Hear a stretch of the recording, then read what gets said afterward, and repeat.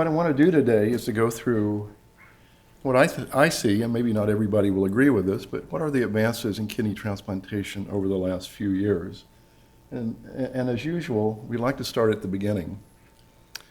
This is Dr. Joseph Murray, who in 1954 performed the first kidney transplant, successful kidney transplant in Boston, between two identical twins. Subsequent transplants were performed by him between identical twins, one who had kidney disease, one who did not. Obviously, this is not a real expansive therapy that we could use for most people, but the immunologic barriers at that time were known about, but there were no ways of getting around them. I just wanted to mention one thing, too, that there was a transplant performed later in the 50s between identical twin girls, and the 12-year-old sister wanted to be the donor. Initially was blocked because of being underage. But at that time, the Supreme Court decided that because of her, they interviewed her and said she was so dedicated to her sister that they allowed her to donate. And there was an article about this in the New York Times a few years ago. They're still both alive, living in Canada. So this is really a good therapy, but certainly a mountain standing in front of it in terms of the immunologic barriers. And this was really brought out by this, I found this many years ago when I was at my father-in-law's house and going through these magazines. The tragic record of heart transplantation.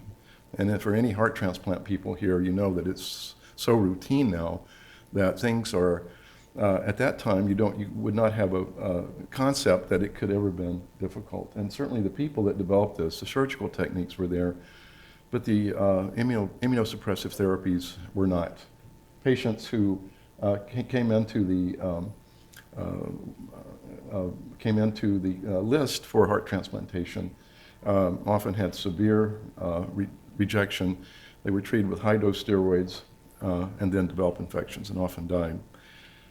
So around the time that this magazine came out, it was 1977, there was the advent of a little drug called cyclosporin. Just began its experimental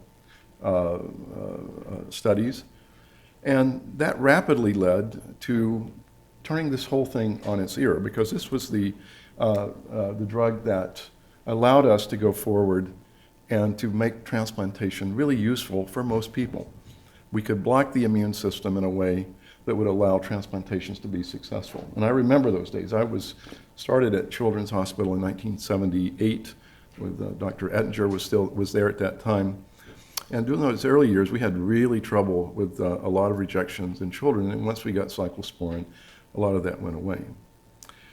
I do want to take a moment, I won't bore you with all this stuff, but to talk about, if I can get, I think my thing here. Well, oh, there it is. To talk about how grafts are rejected, because I want to talk a little bit about this in conjunction with the evolution of transplantation, because the development of basic biology and understanding of the immune system really has paralleled our advancements in treating our patients with kidney transplantation and other transplants. What we know is that if you look at how, once we put a transplant in, say this is an antigen or HLA molecule, is processed by what we call an antigen-presenting cell in the allograft. These antigens are presented to the T cell. This is a T cell receptor. These are like what we call B7-1, B7-2, which are the antigen-presenting machinery with HLA molecules here, or MHC molecules, excuse me, and then the B7 molecules are co-stimulatory molecules along with CD40. We'll talk about that in a moment. So you have to have a real productive engagement of these molecules with the T cell for the cells to become activated. Once they're activated, there's activation of kinase pathways that results in the production of interleukin-2, which is a cytokine that drives this process. And this is, we'll see in a moment, is where cyclosporin works. So if we have interleukin-2 produced, we get the proliferation of effector T cells. The T cells stimulate B cells to make antibodies. These work in conjunction to destroy the graft. This is in the unmitigated situation. Certainly, if we can block this, blocking the IL-2 production, blocking the T-cell activation process, for example, here with drugs that might interfere with this antigen presentation, or blocking IL-2 generation, then we tend to mute this response, and then we get the graft acceptance. Of course, if you use too much, you get infection. If you use too little, you get rejection. So this is the raison d'etre for guys like me who have to spend their life trying to figure out where do we fit in, how much immunosuppression does a patient need, how do we control this process so that we can have the best outcome. Well, we've been pretty good at it. If you look at the rates of rejection in the red line here over the years, back when there was really not much going on with immunosuppression, to now, or in early 2000s, it's not now, you can see that the rejection rates have gone down significantly, and if you look at the one-year graft survivals, they're perfect. So we're done, right? Everything's done. We fixed it. Not really. And we'll talk more about this as we go along. The problem is, even though, as you see on your left side, if we have reduced the acute rejection rates over these years, we really haven't improved survival long term. The long-term survival continues to sort of peter out over time and not be very good. And that was for many years felt to be related to high-dose cyclosporin or drugs or recurrence of diseases like diabetes and hypertension. But now we know it's different. We'll talk about that in a moment. So understanding the T cell is important here in their interactions in terms of how we can manipulate this process and to newer ideas of how we manipulate it. If we look at the T cell very simply, again, we have an antigen being presented by the MHC class 1 or 2 to the T cell. And these are co-stimulatory molecules, B7-1 and B7-2. Generally, when we have antigen plus CD28 B7 interactions, we get a positive signal. Now, eventually, we'll talk more about this molecule, the CTLA-4, because when it interacts with the with CTLA-4 on the T cell, it turns it off. So this is a way of regulating immune responses. So we're not always turned on. We have to have a natural way of regulating this. So people have taken advantage of this in terms of development of new drugs or new ideas. One of them is, we'll talk about it in just a second, is CTLA-4 Ig or belatacept, which is used here, will block these, well, it blocks the stimulatory signal here and a co-stimulation. So you'd only have signal 1, this is called signal 2, and block the positive signal. Now, the problem with this drug also, it binds to the B7 molecule, just like CTLA-4, the ligand would. So it would block both positive and negative. So we're not really sure about this and how that might end up. In general, it does end up good, but there are problems with this drug.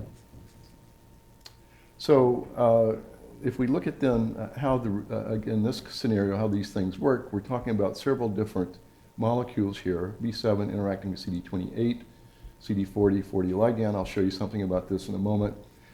Being very important and sort of really giving a full immunizing signal to the T cell. If we block the B7s, again with CTLA-4, we get lack of signal 2, only signal 1. So this really impedes the ability of the cells to progress to rejection. So this is good. Now this is a way of doing it calcineurin-free. However, there are problems here. Again, blocking both signaling pathways gives us problems.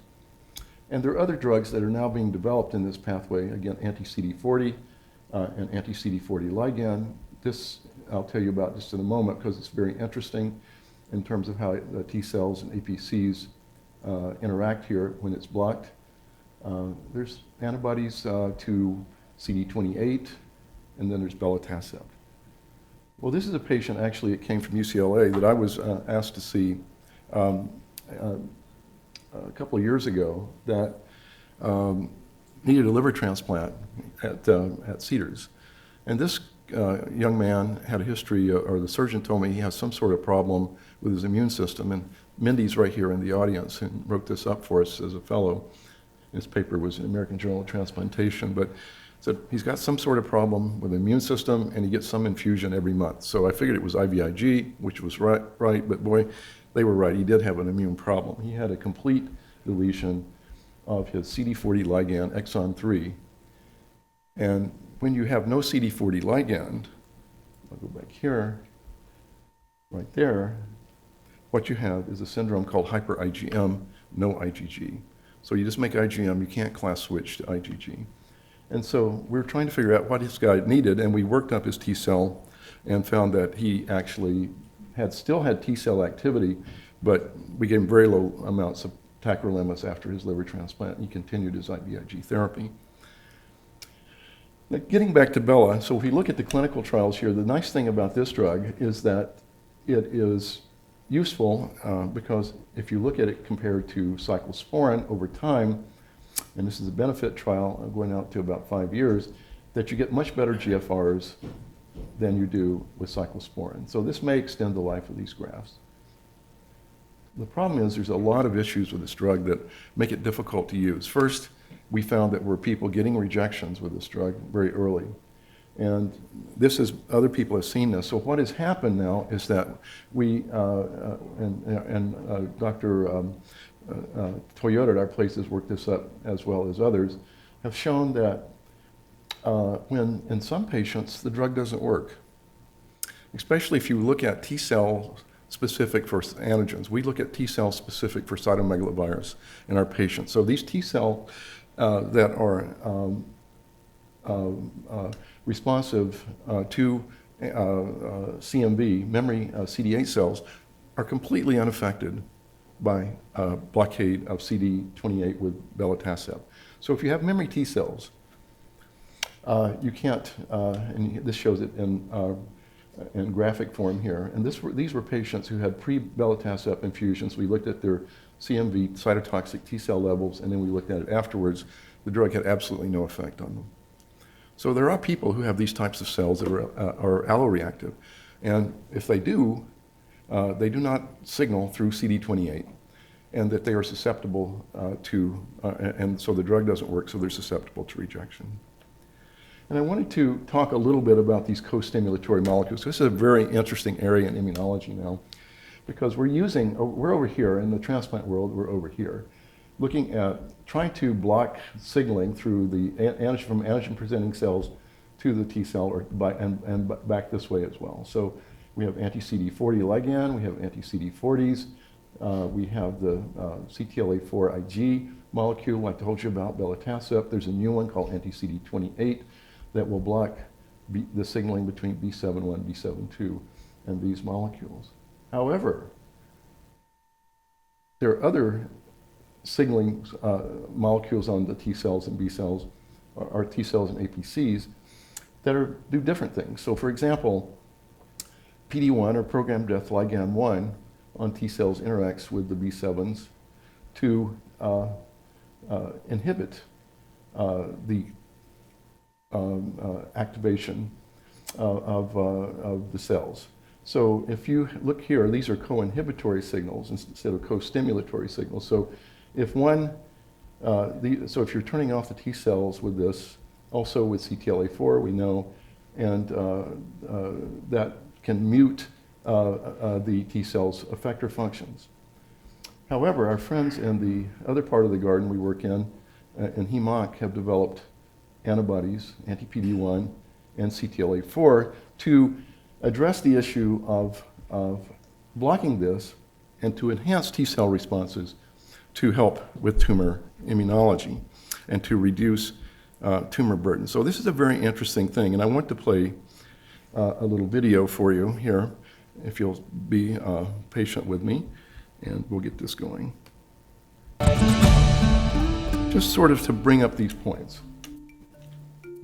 And this is not about transplant, but just think of the tumor as a transplant.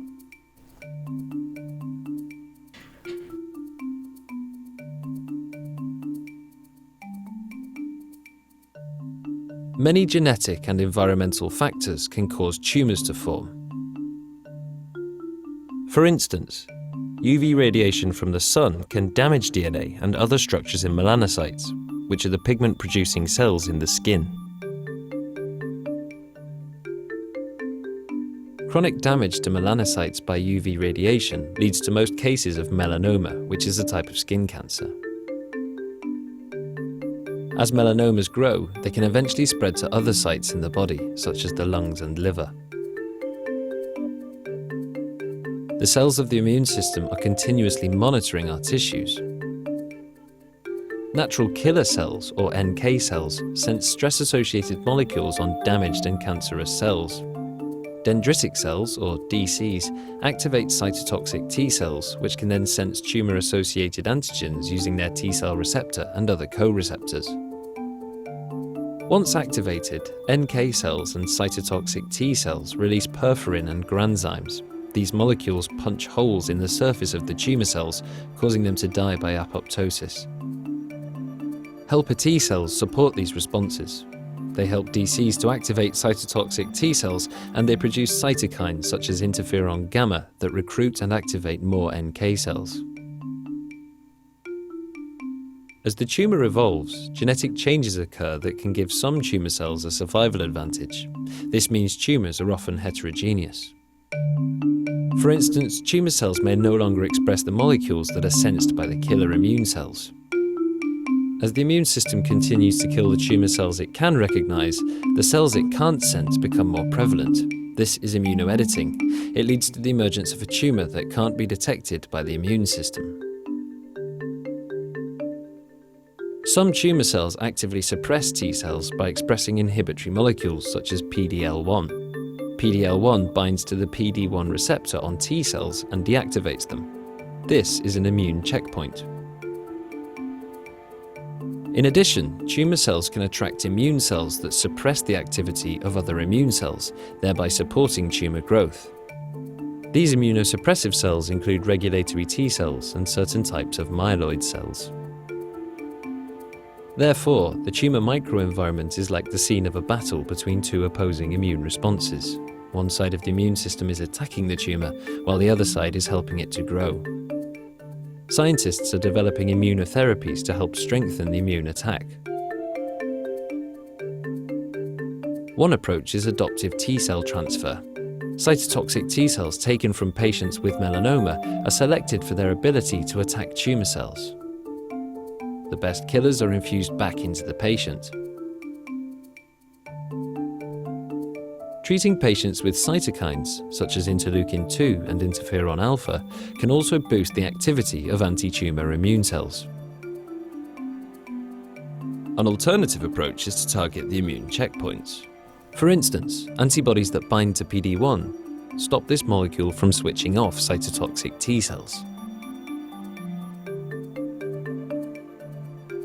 Another immune checkpoint being targeted is CTLA-4. Blocking this molecule helps DCs to drive anti-tumor T cell responses.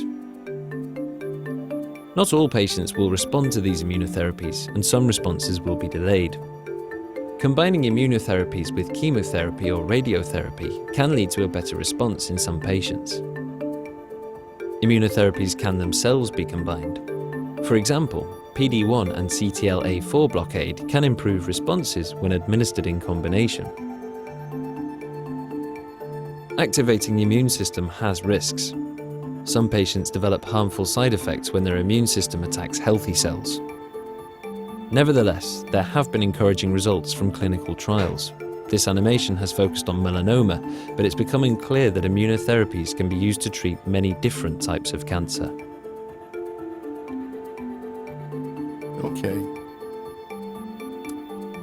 Okay, so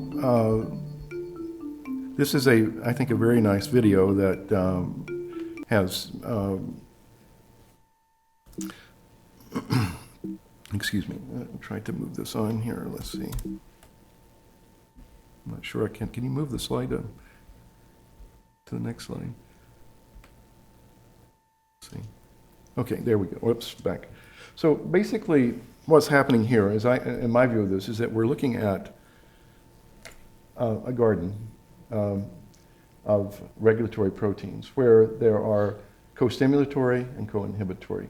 The cancer guys want to do more to block the co-inhibitory signals like PD-1 ligand interactions, CTLA-4, B7 interactions, to prevent the negative signaling pathways to occur and allow the cells to kill the cancer, as you saw in the video.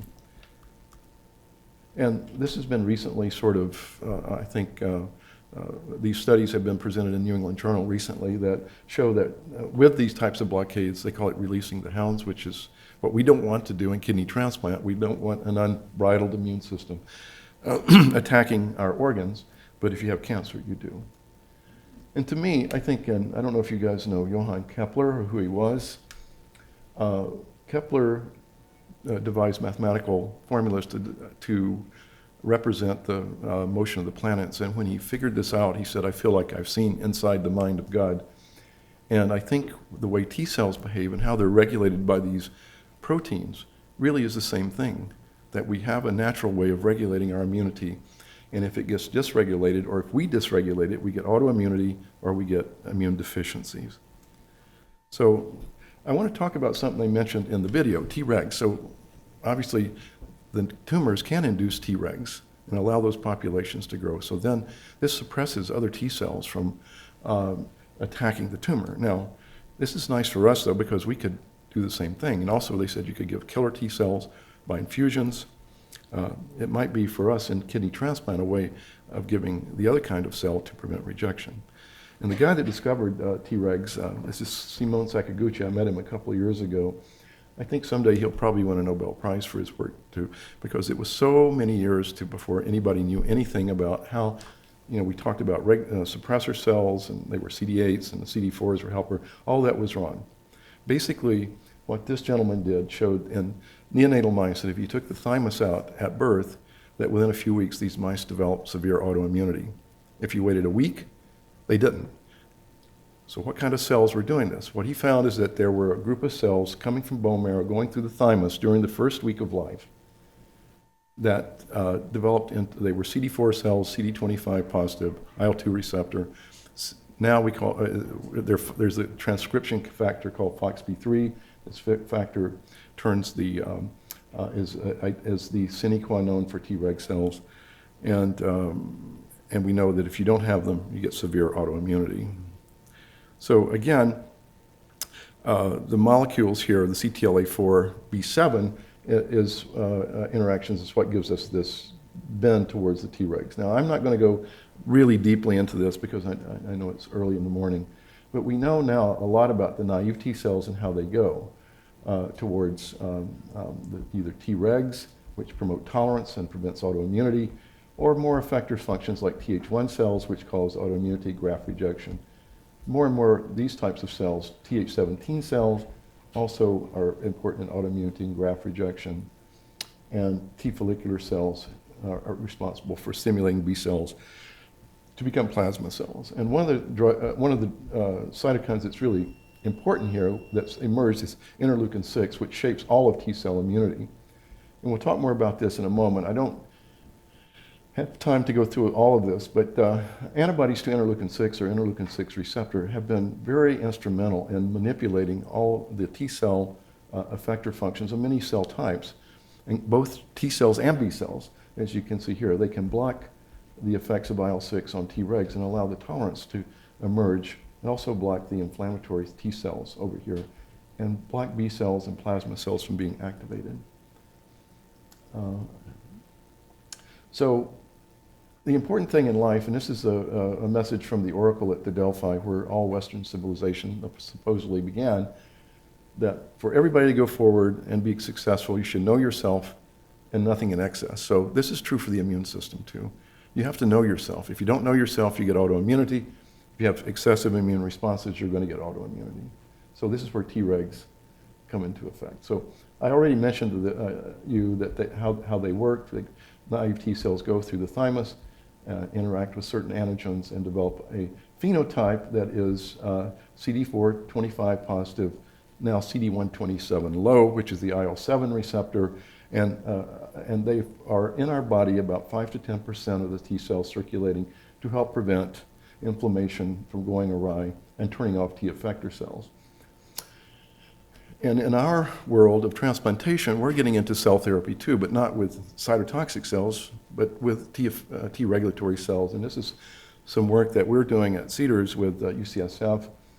And this was the original paper in Science on using Tregs developed from the person's own body, where you can expand them, reinfuse them, and you can diminish early type 1 diabetes in children. The study we're doing will be in our transplant patients. We will isolate blood in patients who have inflammation in their kidneys, expand these Tregs, 4 positive, 25 positive, CD127 low. The expanded Tregs would come back and be given to the patients. Dr. Vincini and his colleagues at UCSF have shown that even people on immunosuppression, that we can expand these Tregs to very functional numbers, and that they can last quite long, especially if they're donor-specific Tregs, up to a year in the patient's blood. So Tregs, again, I've already shown you this. The T cells, Treg transcription factor is FOXP3. The inflammatory one for Th17 is retinol orphan receptor. And so if you can deviate this with drugs like interleukin-6, as I told you, from an inflammatory to a more regulatory pathway. So we got interested in this several years ago, and our first paper on this was by Dr. Kim, who's one of the surgeons at Cedars, in our mouse model, where we showed that this anti-interleukin-6 receptor antibody attenuates antibody recall responses in allosensitized mice, or mouse that were sensitized to target antigens. And I think the important thing here is that we saw that if you look at the anti-HLA-A2, these are skin grafts given to these mice from transgenic mice, you can see that in the bone marrow plasma cells, these mice made antibodies to the HLA-A2. In the treated animals, they did not. And if we took this condition here, where animals were not treated, and added the interleukin-6 receptor blocker, it actually blocked plasma cell production of this antibody. This is important because it's been very hard to find a treatment in humans that blocks plasma cell antibody production that's not toxic. This is some work from Jordan Probers showing that in human heart transplantation model in the humanized mouse, if you use coronary arteries this is from a person, I don't know where they got them, but they did, and they transplanted them into mice and then restored the mice with a human immune system, that you can see that over time there was immune response to the coronary artery endothelium, resulting in endomal proliferation associated with a lot of interleukin-6 production. If you treated these animals with anti-interleukin-6, you could block this obliterative vasculopathy.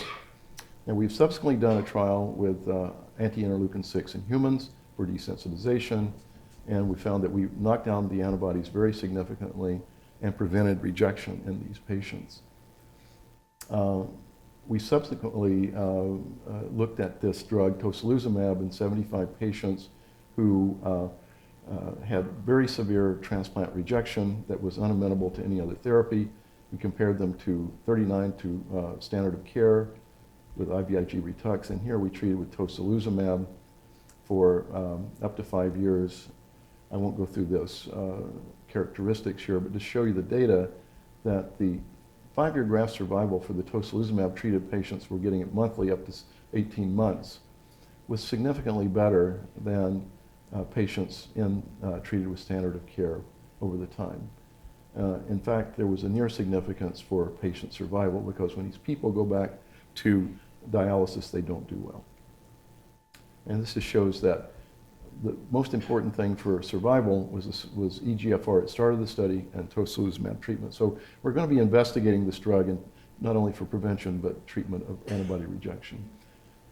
And what I didn't show you is that this drug really increases the number of circulating Treg cells over time in patients. So this is something that I think may be a mechanism of both T and B cell immunity modulation towards accepting the graft.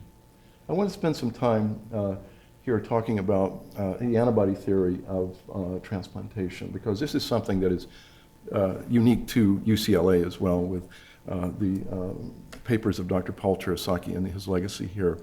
as a scientist in developing the idea that antibodies are important. And for many years, and certainly Bobby can attest to this, this was really pushed to the side. And Paul knew this too, that it was a T-cell centric view of how rejection occurs, and that antibodies were not that important. So Paul's paper in 1969, April 3rd, I think that's when I got my letter of acceptance to medical school at Duke, and I went to UNC, but he's already publishing in this at that time, showed that people who developed these antibodies to alloantigens post-transplant or had them before transplant had very poor outcomes. And this is Paul. Unfortunately, he died earlier this year, and his legacy, I think, will always be here. I know he has donated money for a building here at UCLA, but this is a tray that really sort of was the center of everything he did, where you would put T cells from donors and you could interact serum from recipients and see if they were killed. The problem that we have now in kidney transplantation is that there are high numbers of patients who are on dialysis that can't get off dialysis. And David Teller, I've worked with him and others at New York Times, have done a lot of articles on this, and the toll that this ESRD takes in the country. It's not something that people really think about, because kidney disease is not as sexy as heart disease or cancer. So, but there are, the cost of this in our nation is quite high, and certainly if we can get people off dialysis with kidney transplant, it's the best therapy that we can give them for long-term survival. One of the big problems here, of course, is development of antibodies and the development of what we call DSAs, or donor-specific antibodies. Those antibodies that Dr. Terasaki detected many years ago now have emerged as very important barriers to kidney transplantation, and also responsible for the destruction of our grafts. This is a paper we did shortly after I went to Cedars, where we described the use of immune globulin in vitro and then in vivo to treat a patient that was highly sensitized. And this just shows the Terasaki tray format, where we had added IVIG and we could block certain antibodies but not others in certain patients. But we were able to transplant patients early on with this. And this just shows you that what we think is happening here is that if you have the cytotoxicity against the cell, where the antibodies bind, activate complement, and kill the cells, then the HLA antibodies, when we add IVIG, are blocked, and you don't get cytotoxicity. Initial studies we did many years ago showed that in a placebo-controlled trial that this did work, that IVIG improved transplant rates and blocked these antibodies. And subsequent studies we did, reported in the New England Journal, showed that adding rituximab, which is a B-cell depleting agent, also worked. I'm going to skip through some of these. I want to show you this because this is a patient we did about 4 or 5 years ago, who's a 2.5-year-old Asian female, very highly sensitized to different antibodies, and her mother wanted to give her a kidney, and we were not able to do that, but we did desensitize her, and she was transplanted, and she's now, I think, 7 or 8 years old, going to school. Her creatinine's about 0.7, and she and her mother had the honor of riding on the Rose Parade float a few years ago on the Donate Life Parade, so we're very happy for them. We always want to know what the factors are that predict antibody rejection, and so we've looked at this. Dr. Bohm, my colleague, has looked at this. These are 181 people, or more than 200 people desensitized. You can see that here, people who don't have rejection do very well. But if you have rejection, they tend to lose their grafts. If they lose their grafts, they tend to die on dialysis when they return. So we want to prevent that. And the treatments we have for rejection are not that good. This is Plex plus IVIG plus rituximab versus just IVIG Ritux. So you say, well, why would this be worse? The reason is it's not selected in a randomized way. These are people who are really sick. So we don't really have good treatments for these conditions at this point. One thing we do know, though, that our desensitization protocols save lives when we transplant patients, because we looked at in our study about 3,500 patients on dialysis that were highly sensitized, cohort starting at 5, 6, and 7 over a 3-year period, compared to our patients who were desensitized and transplanted. Mortality rates are about 25% at the end of the 3 years for those on dialysis, and it's about 3.5% for those who were desensitized and transplanted. So transplantation saves lives. Just to show you some of our outcomes, this is a large number of desensitized patients. We have here 514 that were desensitized. We also compared it to about 500 patients that were high-risk patients that were not antibody positive. And see that if you look at freedom from allograft rejection, not quite significant, but you would expect more rejections in those desensitized patients. They do have more antibody, but not really more cell-mediated rejections. And the patient and graft survivals out to 100 months is similar. And this was also, I think, codified in a paper that we participated in with the Johns Hopkins group that was recently published, showing that there was a survival benefit with kidney transplants for living donors who were desensitized compared to staying on dialysis. So this therapy saves lives and allows people to have good outcomes. So I just want to talk a little bit about the DSAs in the next few minutes and some of the newer therapies we have for that. Donor antibodies, as I mentioned in the earlier part, or I didn't mention it but I will now, is that you saw that the declining graft function rates that we've seen over the years with our current immunosuppression, they were blamed for cyclosporin or diabetes or hypertension. Well, that's not the case. What is the case is that donor antibodies, again, the antibody theory, have really been shown to be the major culprit causing most of graft losses in the United States, 5,000 per year. So if we look at this is a Weeby from Canada looking at their patients, that adult and kid pediatric patients, that people who had no DSAs, no donor antibodies, do really well. Those who develop DSAs do very poorly.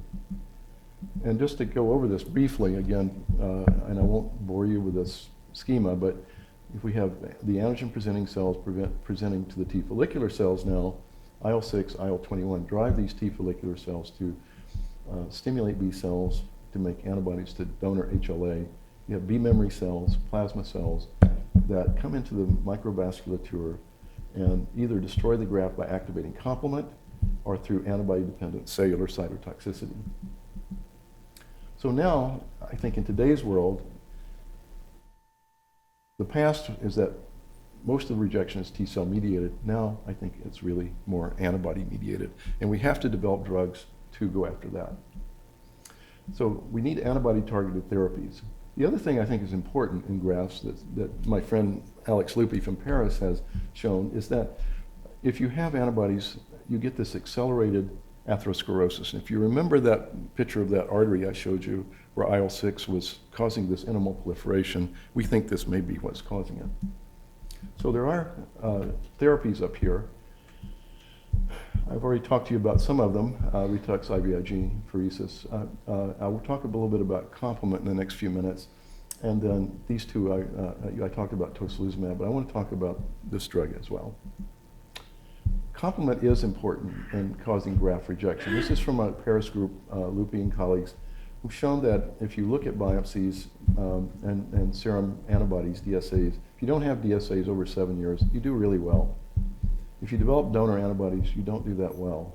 But if you segregate these antibodies into those that activate complement and those that don't, you can see that those C1q or complement activating antibodies, people who have them do terribly bad. So this is something we need to think about. And certainly with complement activation, we understand this pathway much better now. Again, I won't bore you with this, but we know that immune complexes can activate the classic pathway, C1QRS, and then we have other pathways such as the mannose-binding lectin pathway and the alternate pathway. But we've been working with this drug, and I'll mention a little bit about this, and there's some other papers, C1 inhibitor, which will block the apposition of C1QRS, so it will be proximal inhibitor. And then eculizumab, and I will tell you there's about 3 or 4 other drugs that are being developed against C5 or this pathway that will help prevent terminal complement activation. So this is a paper that we did a year ago, or we published a year ago, looking at C1, and very interestingly, and this is a placebo-controlled trial, you can see that it was very interesting, like people that got C1 inhibitor had much higher levels of C4, and when we looked at their C1q antibodies, you remember those that are really bad killers in our patients, those that were treated, they were completely zero. I don't have the slide on this one, but those that were in the placebo group, there was no difference. In vitro, we also see that this drug will really inhibit the cytotoxicity against T cells. This is Dr. Terasaki's assay, so this is something that's quite good. Okay, this is a drug that we've been working with, and I think it's one of the most exciting drugs that we've had the opportunity to work with in a long time. We started working with this a couple of years ago. The drug is called IDUS. It stands for Immunoglobulin-degrading enzyme of strep pyogenes. And for those of you who know strep pyogenes, you know that it is a very bad bug. It kills about 500,000 people worldwide yearly. But we often think of, how do we think of bugs and how they infect people, and they call cellulitis, this, that, and the other. But a very important aspect of this is that we don't think about how they interact with the human system. Well, this guy did. Dr. Lars Bork grew strep pyogenes in plasma from bovine serum plasma and then in plasma from humans. And what he found was that the drug completely severs IgG. So it's disabling the immune system of humans. So that's why it spreads so rapidly. This can cleave your IgG very rapidly and then can spread because it's removing the mechanism of elimination. So this company called Hansa Medicals developed this drug. And the way it works is, again, it would split IgG molecules, clip the Fc fragment off, and you'd have Fab'2. It also clips it off the B cell, or target cells, excuse me, so that if the target cell is binding, you're clipping off the Fc, and then you would clip off the, also from memory B cells, you can clip it off so they can't work. So why is this important? Well, pheresis is one way of removing this, but this is a 15-minute injection, and within an hour, all the antibodies are gone. So the way it works is, again, if you have a normal intact IgG, you have complement. It has the ability to activate complement through the Fc fragment and ADCC, or an antibody-dependent cellular cytotoxicity. It's a full functional IgG molecule. Within 1 hour, the single cleave IgG is here. This disables complement activation. And within 6 hours, it's all cleaved, and the Fab'2 fragments can bind, but they probably are not going to do anything because the effector part of the molecule is the Fc. And we've treated at Cedars, I think, about 18 patients now with this. And in Sweden, there have been another 11 or 12. You can see then these patients, this is the first patient. This is the IgG band by SDS Page. Within 1 hour, you have the single cleave. Within 6 hours, you have the complete annihilation here of the IgG and with Fc fragments. It comes back. Here's where the patient's got IVIG post. And this is just showing it in using Western blot analysis with antibodies to these fragments. So it's very predictable in every patient so far. You can see here that if you look at, this is all these are a single antibody. These are very strong antibodies. Here's the placebo given in vitro, and with the IDUS, you can see it removes all these HLA antibodies very quickly. And this is a patient that was treated, one of the very first patients that received this. Again, if you look at this first, C1q, you remember how bad those antibodies are? I told you, and causing problems. You can't even see this. This is within 1 hour. There's no ability to activate complement. You can see here, some of these antibodies are out there, but they're all gone. This was their precondition. And here is the regular Luminex antibody profile. So the study that we've done so far is 25 patients. We have 14, and we have now more than that. We did another gentleman yesterday. U.S. patients treated with this IDUS, 0.24 milligrams per kilogram, 15-minute infusion 4 hours prior to transplant, where they have antibodies. And Swedish people have done 11. Again, I won't bore you with the details, they're very similar. But basically what we see here is here's the pre-MFI DSAs, and this is the sum of the DSAs. And then at 1 month post, the Swedish guys, here's their DSAs. They tend to go up. Ours stay down. This is the highest before. You can see very big differences. Why is this? Well, it's not that we're better or smarter, but what we did in our protocol, we gave IVIG and rituximab 1 week after the itis. So we blunt the rebound of the DSA, so it works pretty well in this way. So we've had a good outcome. All patients have done well, but here are the differences. You can see their antibodies tend to be rebounding, ours tend to go down. And the creatinines of patients have not been acceptable. We've had 4 rejections in our group. They've had 4 as well, but they tend to be milder rejections. So I will stop here a little bit early so we can have some questions, and thank you for your attention. Mm-hmm.